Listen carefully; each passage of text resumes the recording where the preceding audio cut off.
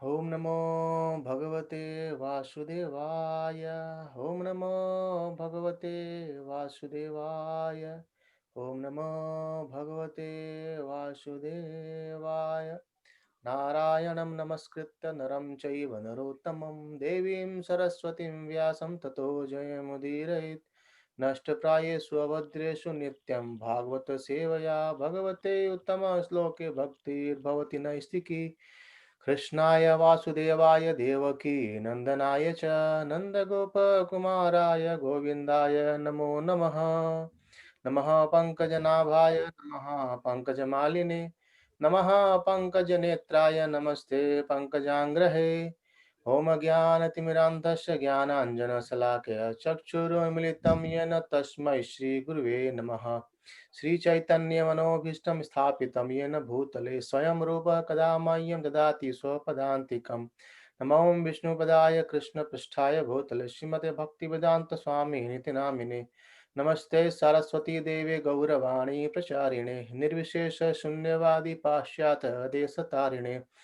जय श्री कृष्ण चैतन्य प्रभु नित्यानंद श्री अद्वैत गदाधर श्रीवासादि गौर भक्त वृंद हरे Krishna Krishna Krishna Hare Hare Hare Ram Ram Ram Hare Hare Hare Krishna Hare Krishna. welcome you all Hare Krishna. on our discussion for Bhagavatam. So today we are going to start Canto 4, or where we will be seeing various discussion. Again, the discussion goes between Maitreya Muni and Vidura, and they are discussing about more things. And now in this canto, completely we will speak about Daksha Prajapati, the cursing Lord Shiva, and then we will be seeing about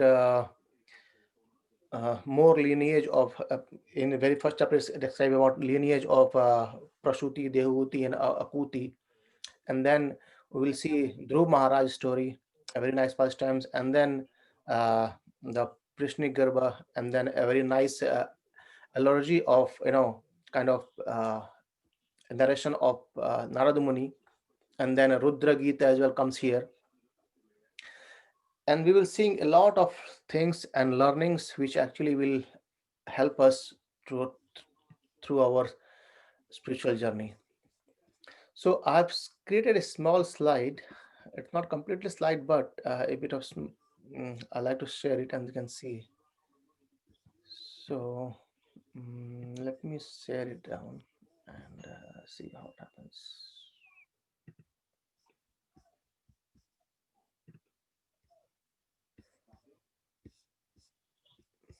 So in the very first chapter, it will describe the lineage.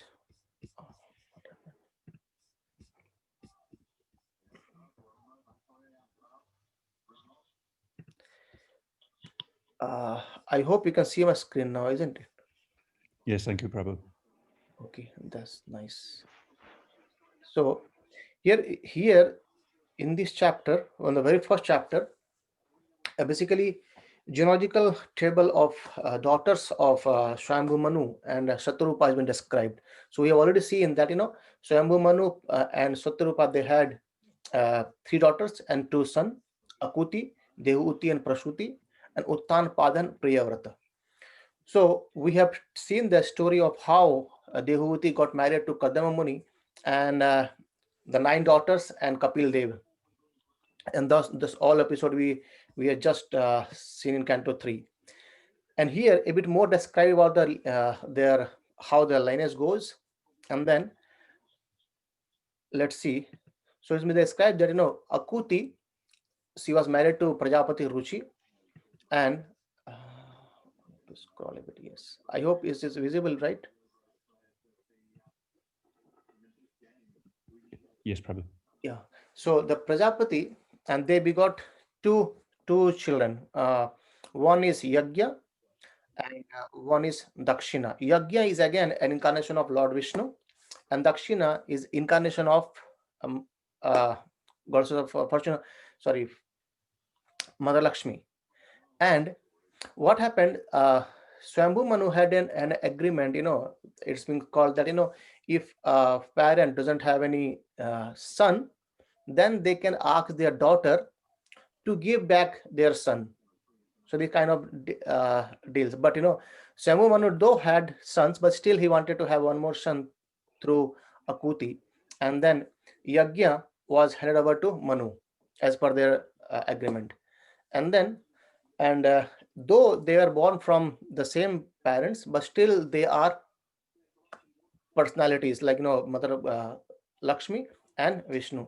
And later on, they got married, and from them there were 12 sons. Those are called as Tushitas. So all the names are given over there: Tosha, Pratosha, Santosha, Bhadra, Shanti, Idaspati, Idma, Kavi, Vibhu. So this kind of lineage been described here. And then basically, if you remember, Lord Brahma has asked Swambhu Manu to create more population, and we see that these are the way how actually everything else came into existence, all the living entities from these lineages. So somehow or other, everyone is actually son or daughter of the sages, great sages, right? And then after describing this, they describe about the Dehuti, and Dehuti got married with Kadama Muni. Kadama Muni had 9 daughters, and the 9 daughters are being given to 9 sages. So Kala was given to Marichi, and then from Marichi, it Kashyapa, Purnima, and from them we see three son, Viraja, Visarja, and Devakulya, and it again described a bit more over there. Then Anushya plus Atri, they have 3 sons, Soma, Dattatreya, Durvasa Muni. So here, by hearing this narration from Maitreya Muni, Vidura asks a question: how did these three personalities, Soma, Dattatreya, and Durvasa, they are actually an incarnation of Lord Brahma, Vishnu, and Mahesh, or Shiva. How could they come here? And then Maitreya Muni describes that Atri Muni and Anushya, Atri Muni went for a austerity to get son. And however, he was not very much sure that who is the actually personality of Godhead between these three. And he in his all sacrifices, he was actually meditating on these three, both Purusha avatars, Vishnu, Brahma, and Shiva as well. And hence these three, they came as his son. So Soma is an incarnation of Lord Brahma, Dattatreya is from Vishnu, and Durvasa Muni is actually from Lord Shiva. So these are the answers over there. And then the third daughter Shraddha was given to Angira Muni, and Angira Muni had 4 sons and 2 daughters. And then Havirvirya with Pulatsya. Then it again goes into more description of the lineage. Then Gati with Pulaha, they begot children as well. And Kriya, Kratu, they begot 60,000 of sages, and these are called as Balakyas. So they always remain, these are very elevated sensitive persons. And then from Urja or Anuti, from Vasishta Muni, they got 7 spotless sages headed by Chitraketu, and then Suruchi, Mitra, Ulbana, and more. And then Chiti has married with Atharva sages and has Ashirvigra as a son. And then Kayati and Bhrugu, they had, like, no, the son was Data, Vidata, and Sri, the daughter. So Data, Vidata, they got married with uh, Ayati and Niyati, and from there Mrkanda and Prana begot 2 more children, that is Markandeya and or Sukracharya, right? So this a bit lineage of described about Mother Dehuti and Kadamuni, and then it describes about the Prasutis. So Prasuti is got married to Daksha Prajapati, and this is the one which will be actually kind of starting of Canto 2, Canto 4. So Daksha Prajapati had 16 daughters. And if you see from 1st till 13, like Shraddha, Maitri, Daya, Shanti, Tushti, Pushti, Kriya, Unnati, Buddhi, Medha, Tilika, and Hri, they all are given to Dharma and Hiri Murti as well. These 13 daughters are given to Dharma. And the important part comes that from Dharma and Murti, Lord Nar Narayana incarnation come on. That's in Badrikashram, right? And also being said, so after that, there are two more daughters. They was given to Pitra Loka and the Sati. Sati was one of the daughter. She was given to Lord Shiva. So, and in second chapter, we'll see about Sati. What happened is in this just about ending this chapter, and Sati died, or he gave up her life in his by a own fire. And then Maitra Muni asked about the how and what happened over there.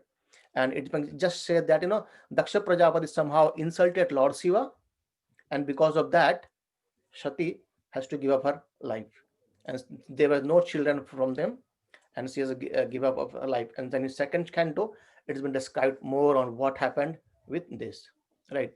So these were a bit kind of more lineage and their uh, begetting children and creating population in this world, right? So let's go to chapter number 2 then.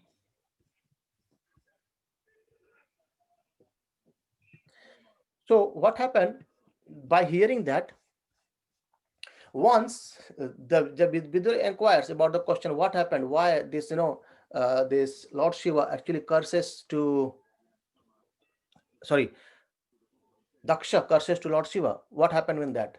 So Maitrapuni starts saying that there was a great assembly of universal leaders for a sacrifice. So Daksha Prajapati was doing a sacrifice, and in that sacrifice, many personalities like Lord Brahma, Lord Shiva, and many other great personalities, they were all there, and they were all seated.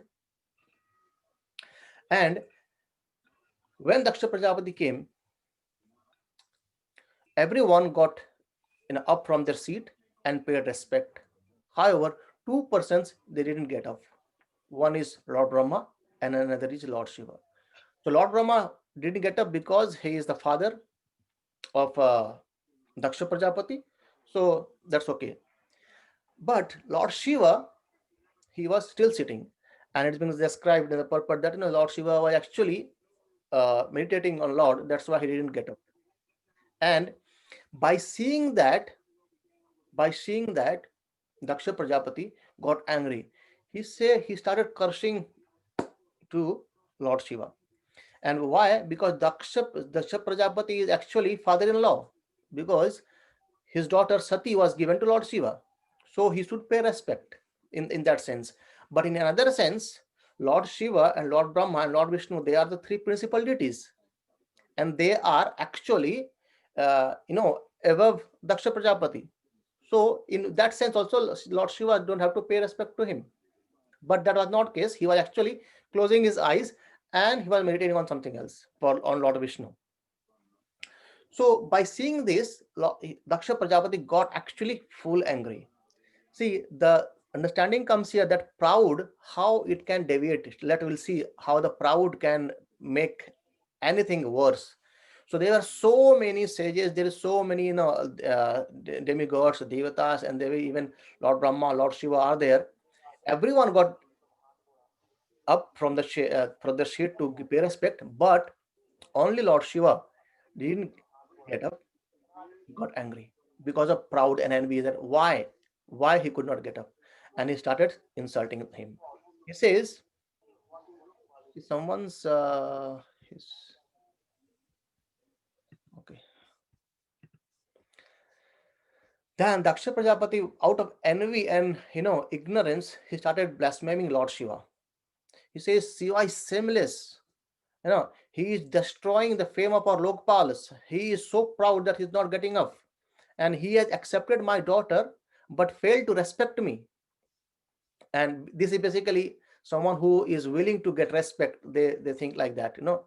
And then he said he roams naked here and there. He always remaining crematorians. He used to be with a personality like Pisacha and Bhutas. And then he says all the auspicious name is he's making inauspicious, and even he is externally as well as internally unclean. And he again started blaspheming, saying that okay, only because my father Brahma, he told me to give my daughter, that's why I gave, otherwise I could not have given my daughter to him. And even he said, Lord Shiva has cheated me.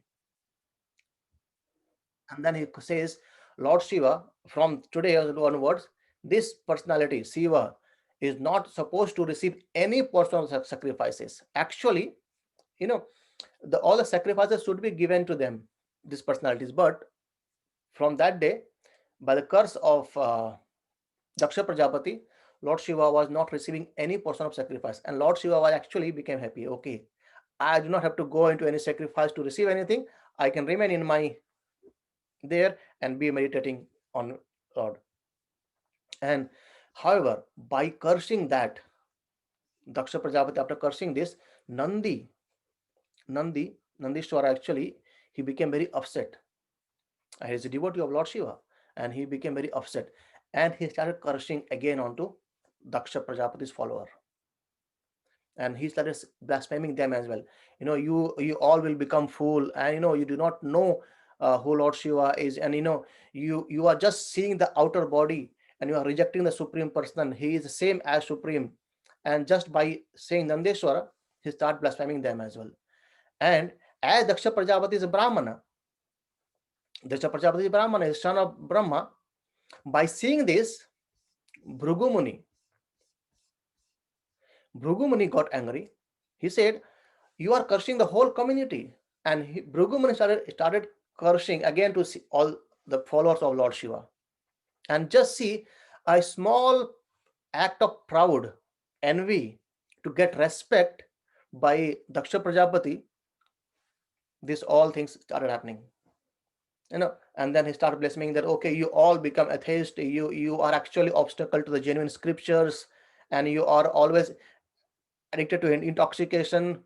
And then so many harsh and bad words started coming from these two kind of groups. One is they are cursing to Lord Shiva's followers, and the other they are cursing to the followers of Daksha Prajapati. By seeing this Lord Shiva, he got so morose and left the assembly. So learning comes from here is very important, is that no, even a person, because of his poor consciousness, he got angry and agitated, the whole community is being blamed. We sometimes see that whole community is being blamed just because of one person's. It's not actually good, isn't it? Sometimes you see these things happen. Okay, this person has done things, and we start blaming. Okay, it might be his whole family tradition. They had been doing these things, these kind of things. And one person's mistake, entire community should not be blamed. We will see that again later on as well, in Dhruva Maharaj story as well, when Dhruva Maharaj went to kill all the yakshas, because of one yakshas, he did some mistake. He killed actually his brother Utkala, and he wanted to destroy every yakshas. So then again, we will see this, that just because of one person, whole community is being condemned. That's not good. Even see the example of Maharaj Parishit. Maharaj Parishit, he was actually being cursed by the Brahmana. And Maharaj Parishit was so humble and so sober in understanding that he didn't blaspheme again to the Brahmanas. He said, okay, whatever has came to me, it's because of my mistake. So there is no way of cursing all the Brahmanas. How could they curse me? Because I am the king. So there's a huge difference between those two personalities. Daksha Prajapati got, because of angry, because of envy, he was seeking for respect. Everything happened. In other way, we see that how Parishit Maharaj was surrendered to Lord. He took everything as the mercy of Lord. So by seeing that, Lord Shiva departed. And then the yajna continued. Then yajna continued for more thousands of years, and that got completed. And after the yajna completed, because Daksha Prajapati had still, envious in his heart towards Lord Shiva and his followers, he thought, let me do something else. So he started making another plan or another sacrifice, and where he actually called everyone except Lord Shiva. So except Lord Shiva, everyone is invited in that sacrifice by Daksha Prajapati. And then, so actually what happened is described that, Sati, she could see that, many airplanes, they are flying and they're going towards Daksha Prajapati's palace. And then she said, okay, Shiva, let's go as well. Something is going on, let's go. And then Lord Shiva specified, no, we should not go there. And Lord Shiva actually tried to convince Sati that, we should not go there because though though he is our, my father-in-law or your father, but intentionally he has not invited us, so we should not go there. Then Sati says, father is he's my father, there is no need of father to invite me, I can go with him. Then Lord Shiva tried to pacify her, said, these are the things, these things is going intentionally, so we should not actually, we should ignore it and we should not go there. It is not an offense I am doing in our no, father-in-law house, but try to understand this. But Sati, because of his parental love, and she could see all the sisters are going there, and then she had a like, imagine everything, okay, if I'll go there, I'll meet my sisters, I'll have so many lovely words and everything. But finally she actually denied the proposal of Lord Shiva and she went off. She says, okay, whatever you are saying, it's not coming to my logical find, because love is there more towards my parents, though I can't do anything. And then she said, okay, if you want to go there, if you want to drink the poison, please go ahead. And once she went there, though she was not kind of taken care, she was not invited very well when Sati went there.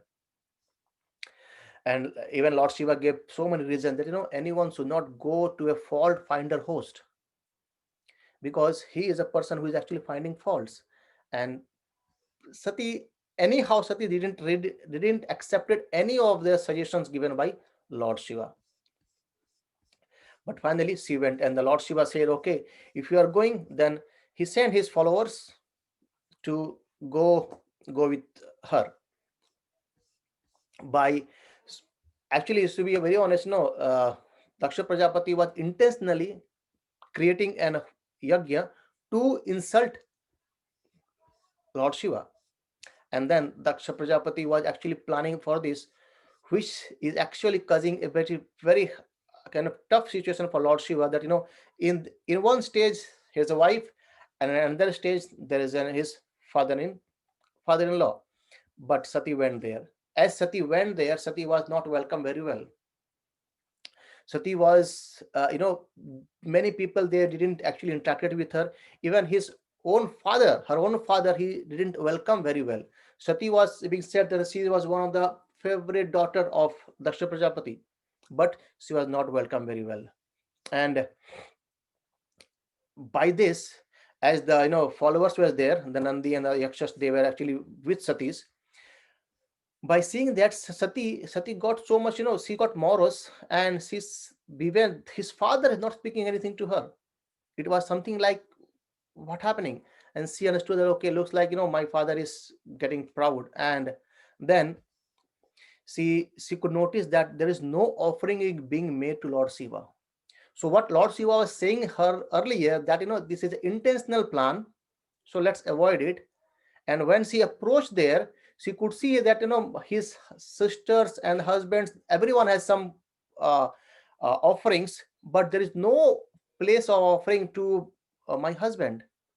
And she felt so offended, and even she refused to take the gift and sit as well. And then by that, she initiated an uh, kind of, she invited a fire, and in the same fire she went up and she died over there. By condemning, she actually, before doing that, she condemned a lot to to Daksha. Says, you do not know a value of Vaishnavas. Lord Shiva's fame is very pure and his order cannot be neglected. How could you do this? A Vaishnava's dust will not tolerate any offender. And you offended Shiva because of your own pride and materialistic and way. And he said, his foot wash is actually held by Lord Brahma.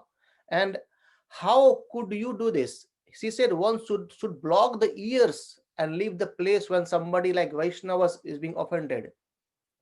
You know that that by saying all these things, she was so heartfelt that my father is doing these things to us. You can imagine how what kind of pains you would be getting over there.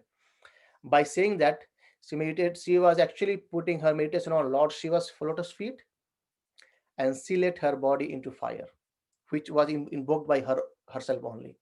And still, when she was dying, still Daksha Prajapati had no feeling towards her daughter, just because of hatredness and envy towards Lord Shiva. Just imagine what kind of in what intensity of hatred or envy would be there in the heart of Prajapati, Daksha Prajapati, towards Lord Shiva, that even her own daughter, she's going to fire herself, and he was not either stopping or not having any feeling towards them, no kind of affection. But he said earlier that Daksha Prajapati was so affectionate towards his daughters, and Sati was one of the favorite one that. And then by saying that, all the people were there over there, they got disrespected. And then Narada Muni, Narada Muni came back. Narada Muni came back here to Lord Shiva's palace and informed that all what had happened. And did it made Lord Shiva angry. And by seeing that, Lord Shiva threw one of his hair on the ground, and from there called as Birabhadra. There Birabhadra appeared from that, from one of the hair of his Lord Shiva, and Shiva ordered him to kill Daksha. He said,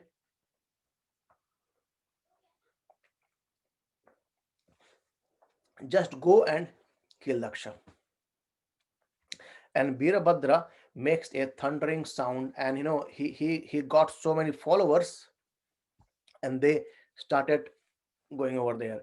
And the Prasuti and other persons over there, they are actually the cause of this Daksha sinful act, and no one stopped anyone.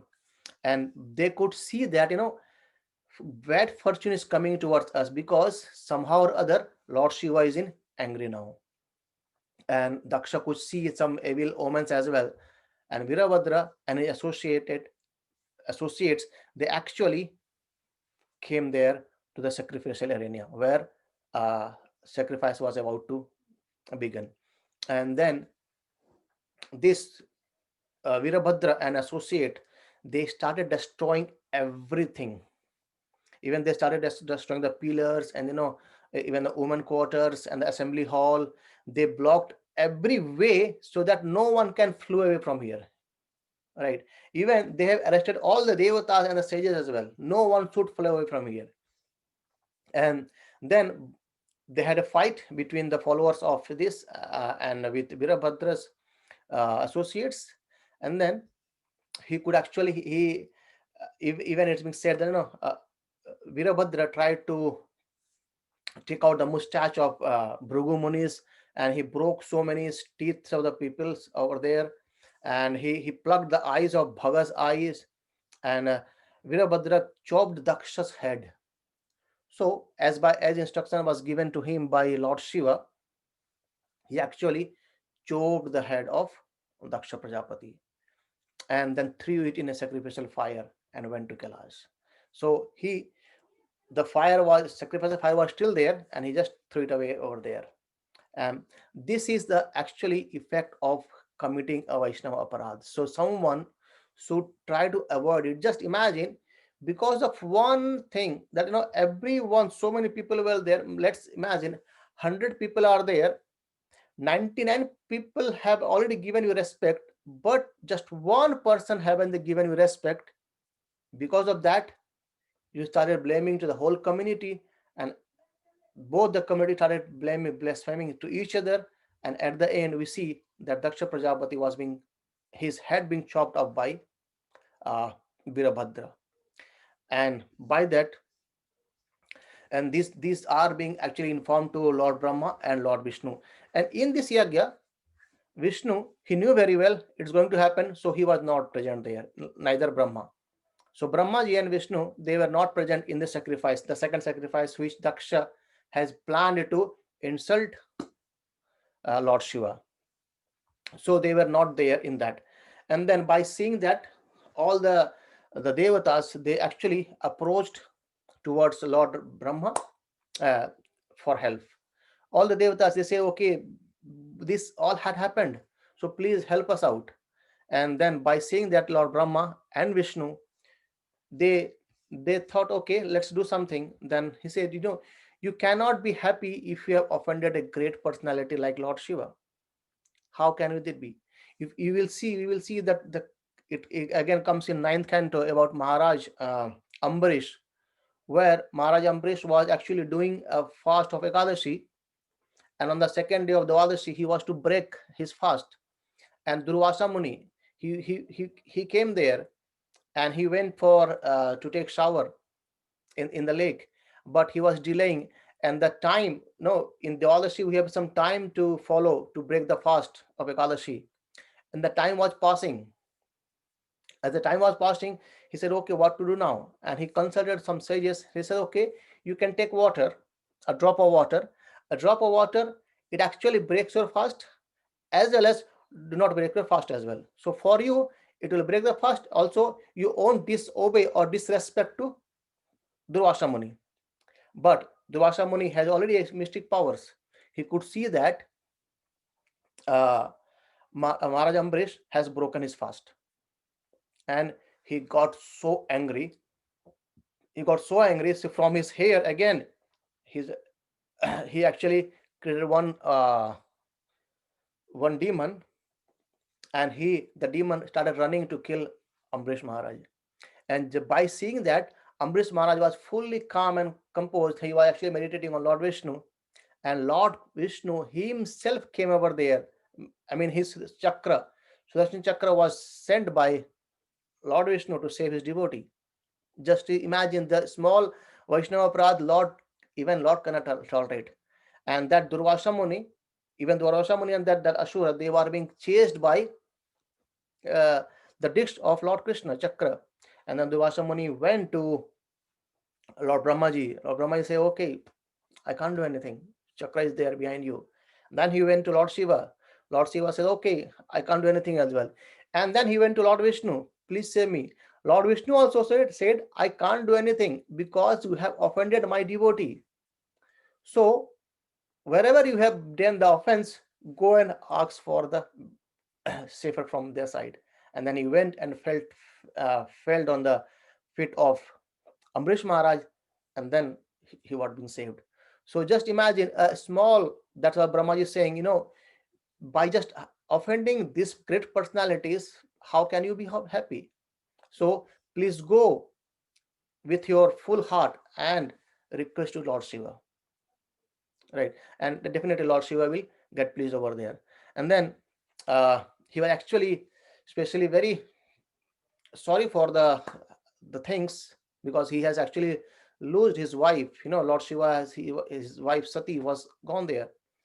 But as you know, the Sati was actually meditating on Lord Shiva's before she was put in the fire. And as Krishna explains in Bhagavad Gita chapter 8, whatever you think at the end of your life, while giving up your life, you will attain it.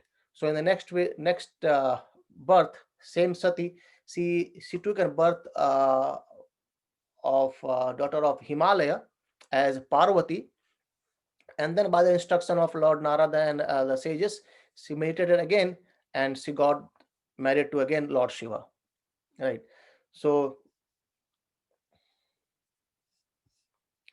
that is how it has been explained till chapter 6.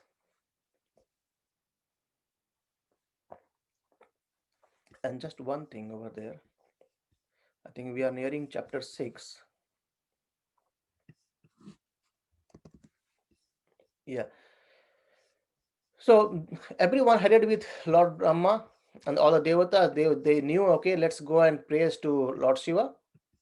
They both they went toward Lord Shiva by the instruction of Lord Brahma, and then Lord Shiva was still there, morose, and however,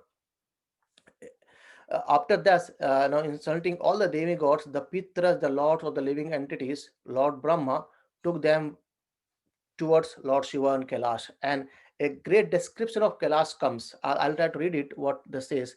It says, the abode of known as Kailasha is full of different herbs and vegetables, and it is sanctified by Vedic hymns and mystic yoga practice. Thus, the residents of that abode are demigods by birth and have all mystic powers. Beside them, there are other human beings who are known as Kinnara and Gandharva and are accompanied by their beautiful wives who are known as Apsaras and angels. So, they said a description of Kailash. So Kailash is full of mountains filled with all kinds of valuable jewels and minerals and surrounded by all varieties of valuable trees and plants. The top of hill is nicely decorated by various types of deer. There are many waterfalls, and in the mountains there are many beautiful caves in which very beautiful wives of mystics are found. On Kailas Hill, there is always a rhythmical sound of peacocks' sweet vibration and bees humming. Cuckoos are always singing, and other birds whisper amongst themselves. There are tall trees with straight branches that appear to call the sweet birds, and when herds of elephants pass through the hills, it appears that the Kailasha hill moves with them. When the waterfall sounds resounds it, it appears that Kailasha hills does also.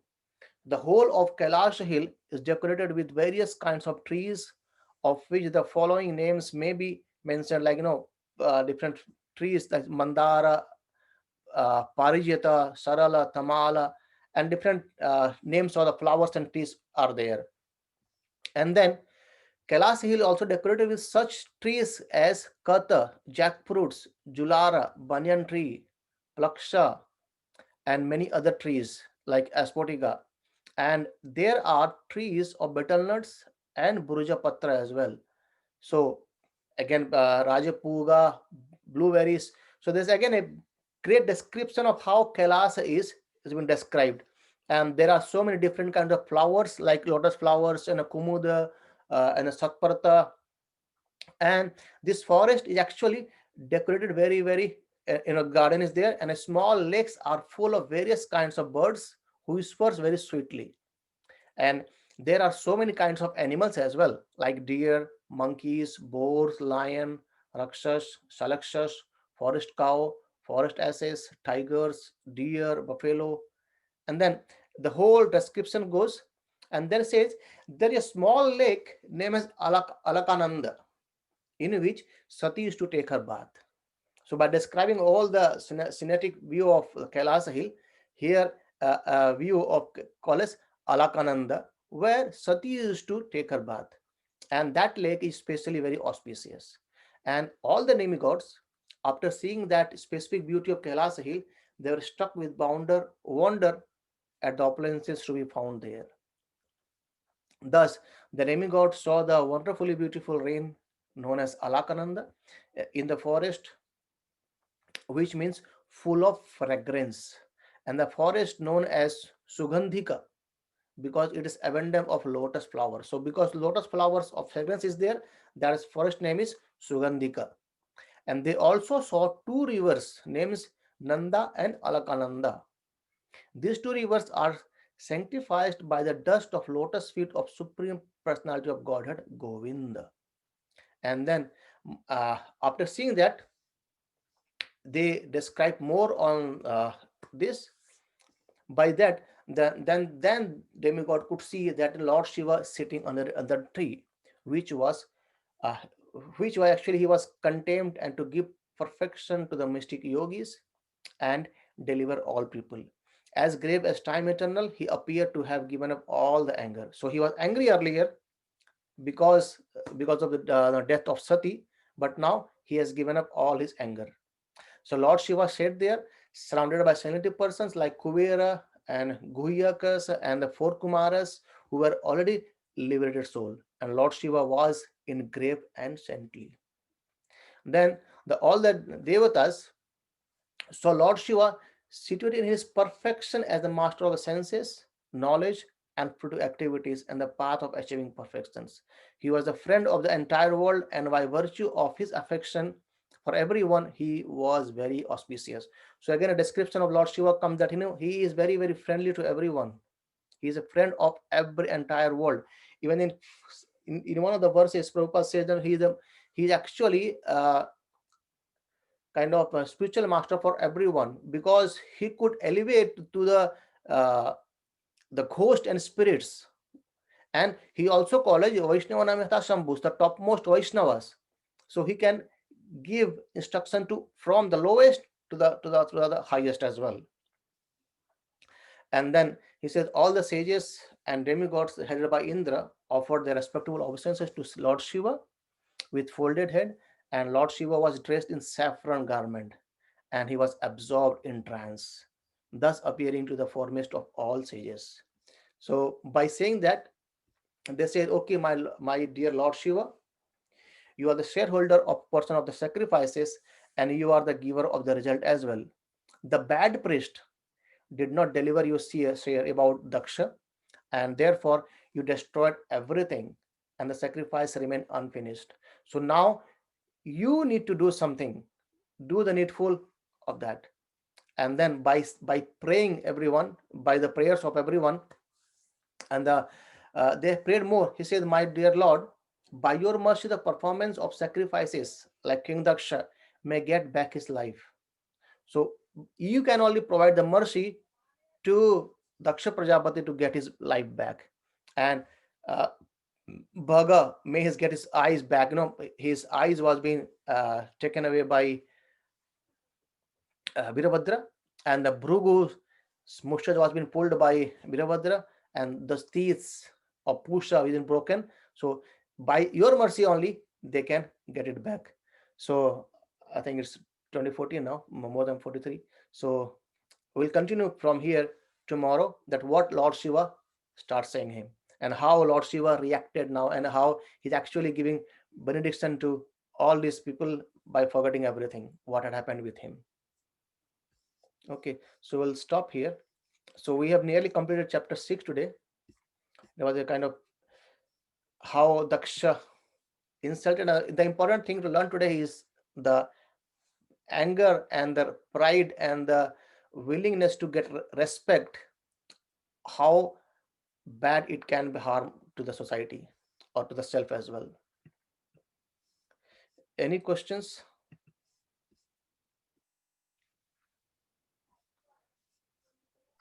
Prabhu, one question. Yes, please. Prabhu, if Lord Shiva is supreme personality,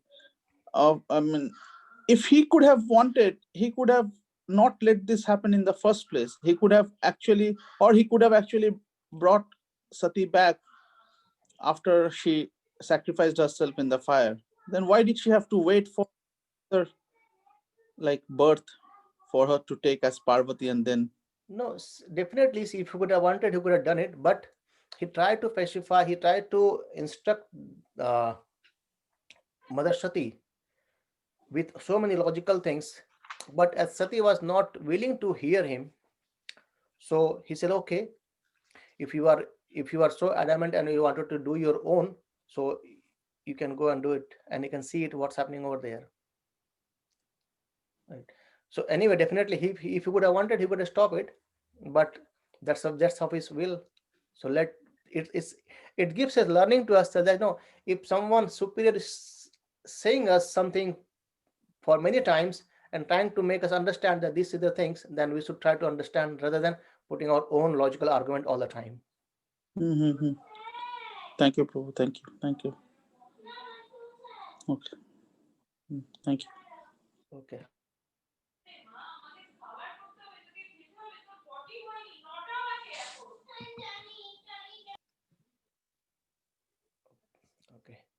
If no more questions, we'll see. So